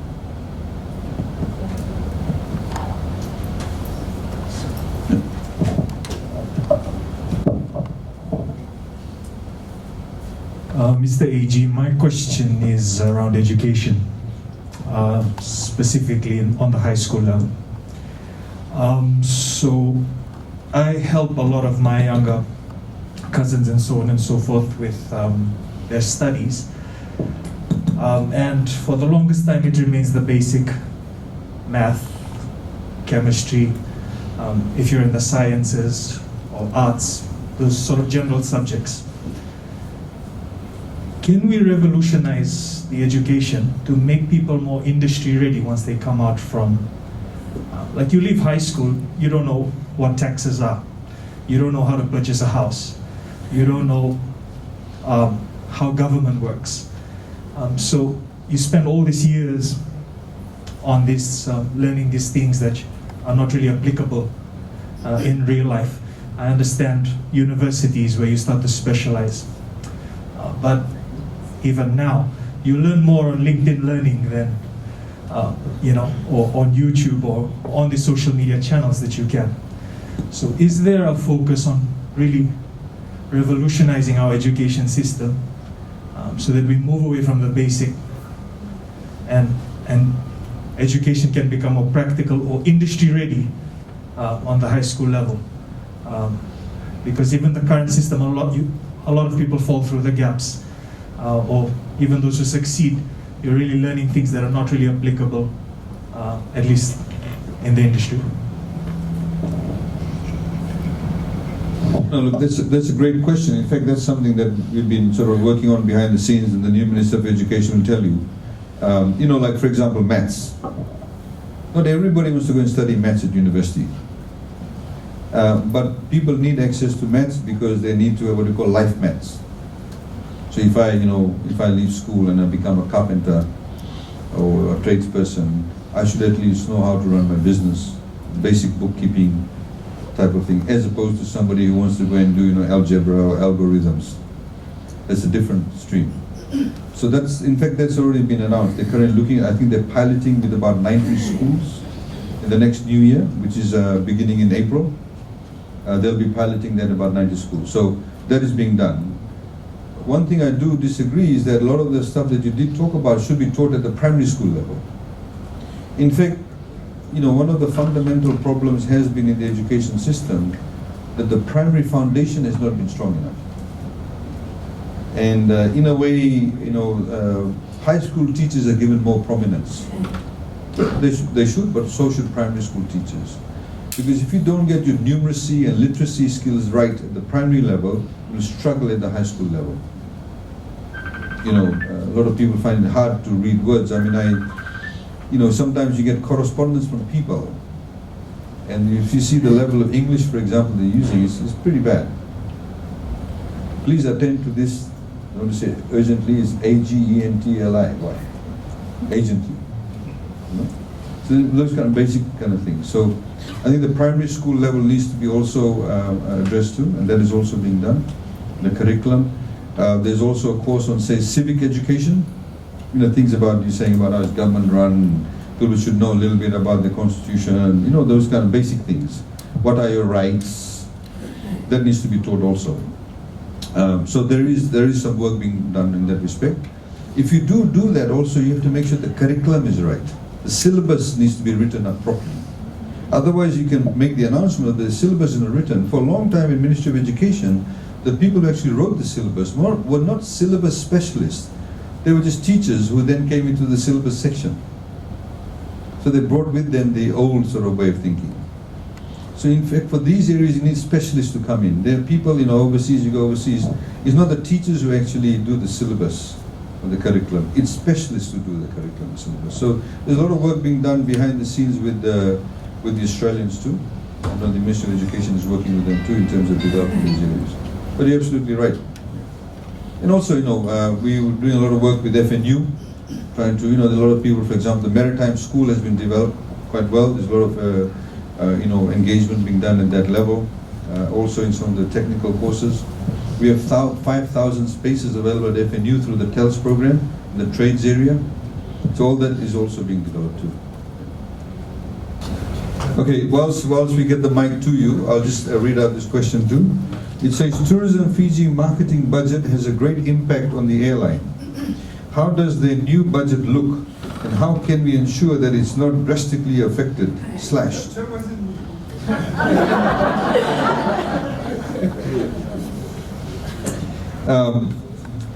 No doubt, I mean, Tourism Fiji has a symbiotic relationship with Fiji Airways. And that should continue, and of course we'll find out on 24th of March how much money they'll get. Sorry, please. Christine. Yeah, could we move the capital from Suva to South Sabu? No, just a joke. It's along the same lines of tourism. So during the last 2 years, we've tried to push a lot of the domestic tourism. I just wanted to hear from you. Is there any re-energized effort to grow the domestic tourism, just like we're doing for international? It's interesting you say that, because when I was at the Sheraton this morning, I did say to the staff that please don't treat local guests differently from overseas guests. And I'm sure many of you would agree that in the days before COVID, if you went as a local, you were treated differently. Many people have actually complained about that. In fact, some properties didn't even allow locals to go on the property. Right, if you drove with your car, your Fijian number plated car, they wouldn't allow you to go into the property, even for a cup of coffee. In fact, that's business. But hopefully the mindset has changed. We work with, obviously, Tourism Fiji, worked with the hotel operators, you know, love your locals program we had. And we hope that continues. Government can't go and say to hotels, make sure you take locals. But I think it's the responsibility of those properties to make sure that they continue to take locals. I mean, a couple of times for work purposes, when we came down to the West, we went to the Hilton. There were people actually holidaying at Hilton who had never been to a hotel. Fijians from Ba, Tavua, you know, places you didn't expect. For them it's a big deal. And I remember going back, you know, 1 month later, I saw the same guy. I said, oh, very nice, I like coming here. So he's got a little bit of money. Maybe the son or daughter is a teacher, or, you know, does something, they have a bit of money, they take the family down. So I think that kind of culture has developed. And the hotel should not forget that. Because at the end of the day, if the tourists stop coming again, they'll go back to them. And so every person should be treated as a guest and equally. It is very unusual. I mean, the only place there's an exception is if you go to a holiday in Suva. So a lot of locals go there and drink beer, you know, in that bar area. And they allow them to do that. Perhaps because there's not that many tourists, they get a lot of business tourists. But there should be nothing stopping somebody, if you want to bring a cup of coffee at Sheraton, I don't think you should be stopped. I mean, you are paying the same price as a cup of coffee for the other as a tourist. So they should see you as a customer, and they should not stop you from going there. But like I said, the budget cannot make allocation for that.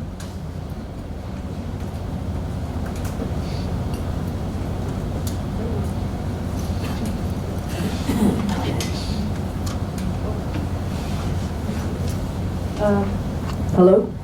My question is just around, now that we have a Super Rugby team, and we'll start hosting games, will we see an improvement in the stadium in Otoka or Prince Charles Park instead of teams going to Suva? And secondly, now in Otoka, Jerry, we don't have a facility like the Vodafone Arena and the FNF gym. Do you see something like that being built later for concerts and comedy shows and things like that? Normally a lot of the stuff just happens out in the open air, which is not really a great experience.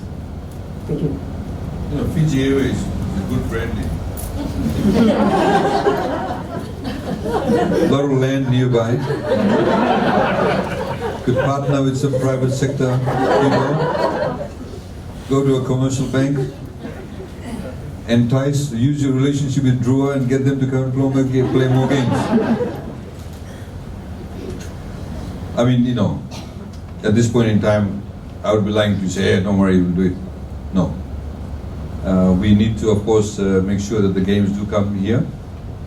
That's very important for us. If Churchill Park, I believe, has the capacity to host the game, it may not necessarily have, some may argue, the same kind of facilities as ANZ Stadium in Suva, but you know, some would say Lautoka is a lot more prettier. So you know, it's closer to the airport. It's got advantages in terms of logistics. We've got more room inventory here than in Suva. So I think those things do work to the advantage. But at this point in time, obviously, you know, in this budget, we won't be able to consider those types of things. We have some discussion with the Drua too. That's something that we have to consider immediately.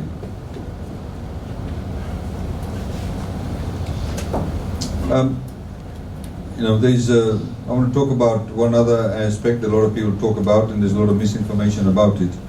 What is commonly known as Bill 17. There's no longer Bill 17, there's an act, it's called Act 22 of 21. A bill is something that is a proposed law. Once it becomes law, then it's called an act. So Bill 17 is not there, it's Act 22 of 21. So if, for example, Aiyaz belongs to a particular landowning unit, or Aaron belongs to a particular landowning unit, if PSEA wants to lease the land for agriculture purposes, he can only lease the land if, for example, the landowning unit agrees to lease to him, and 60% of the members of the landowning unit must agree. There are 5 conditions. 60% of the members of the landowning unit must agree to lease. They must agree for what type of purpose the land will be used for. So if he wants to use it for agriculture. They also have to agree for how long he will lease it for. 30 years, 50 years, 99 years. You cannot go anything more than 99 years. They also have to agree what premium he will pay to the landowning unit to purchase the lease. Valuation is done by TLTB. They will also have to agree to how much rent he will pay or lease payments he will pay on a yearly basis. So they have to consent 60%. They have to agree for what purposes the land will be leased for. They have to agree for the term of the lease.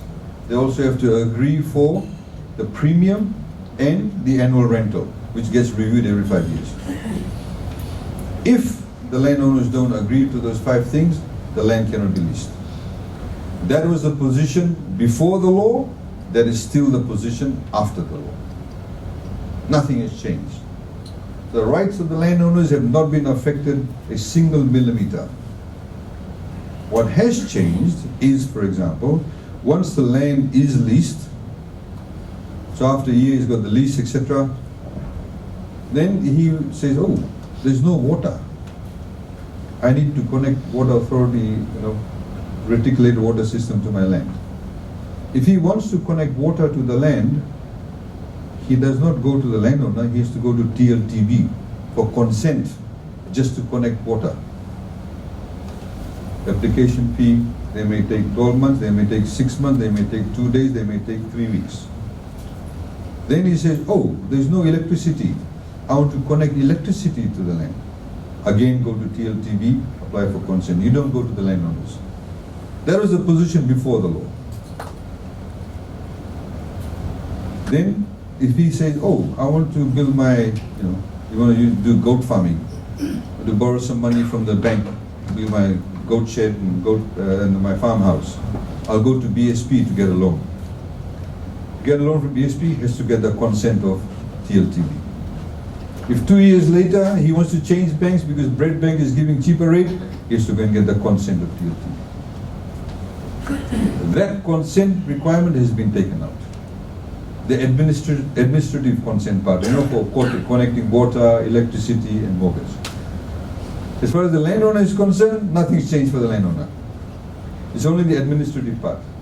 And in any case, when he wanted to connect water, electricity, and mortgage, before the law came into effect, TLTB never went to the landowners. It was just a TLTB decision. That's what's changed. The same thing was for the government land. Crown land, if you leased Crown land before, if you wanted to connect water, electricity, mortgage, you had to go to the Director for Lands for consent each time. That also has been taken away. So that makes land leasing a lot more attractive and increases the value of Ethiopia land. If you say, okay, I can lease the land, they have to agree to all of this, that's fine, I'll pay the money, blah, blah, blah. Now I can go off and develop my land.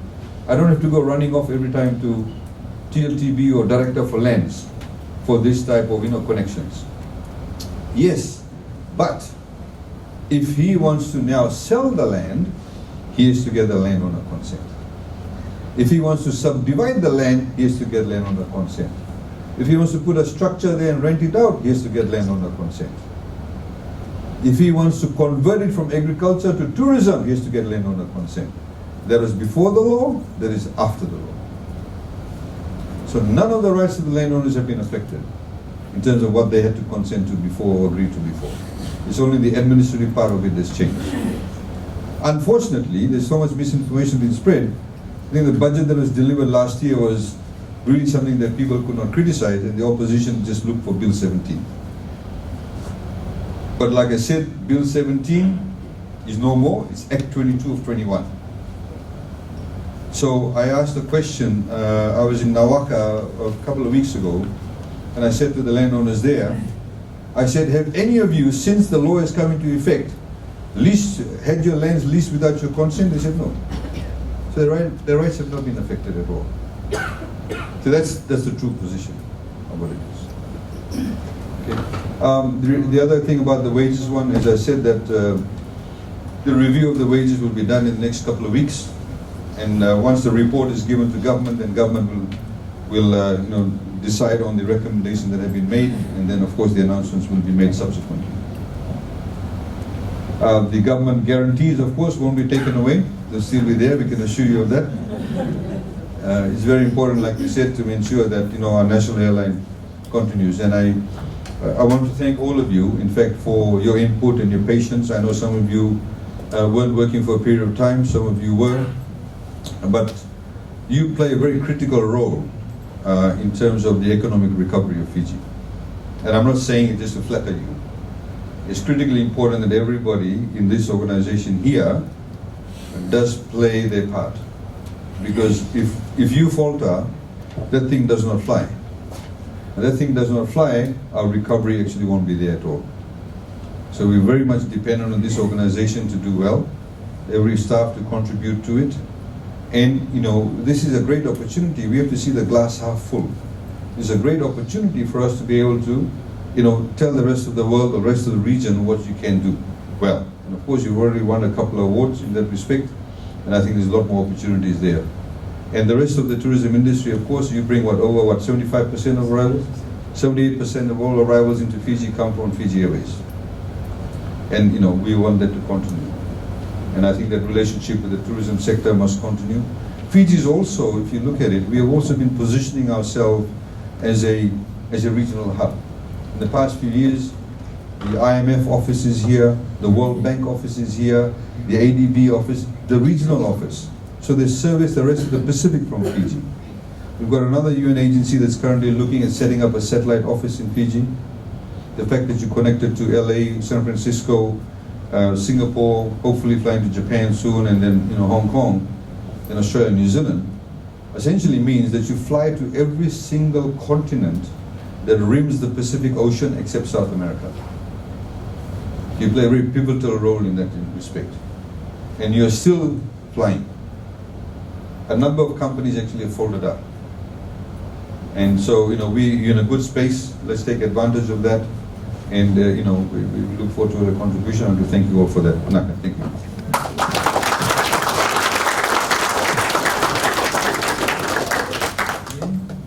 This was a very, I would say, incredible presentation. The way that you've managed the economy in these very difficult times shows the leadership, and we've all appreciated it.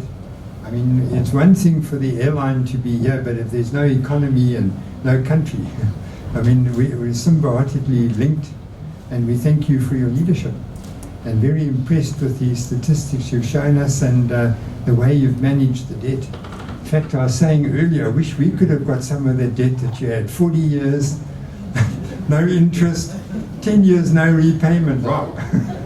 I mean, to achieve that, I must compliment yourself and the PS. And that gives me an opportunity to introduce the PS. To all of you here, we have a new board member. He's one of our directors, and that's our PS of Economy, Shiri Ganda. Shiri, thank you for being here today, and nice to introduce you to the people. So AG, thank you. I cannot say again, the other day I was talking to someone and they said, what's the biggest difference as CEO you've had joining Fiji Airways to your previous airlines? And I can say without hesitation, it's the relationship with yourself and government, where you see the value of the airline, you see the strategic importance, and you give us so much support. And it makes us just so much easier to run a very complex business. And I cannot thank you again for that. The guarantees were essential. It got us across the line to raise the debt that we needed, the financing. And we're humbly very, very thankful for that support. Thank you.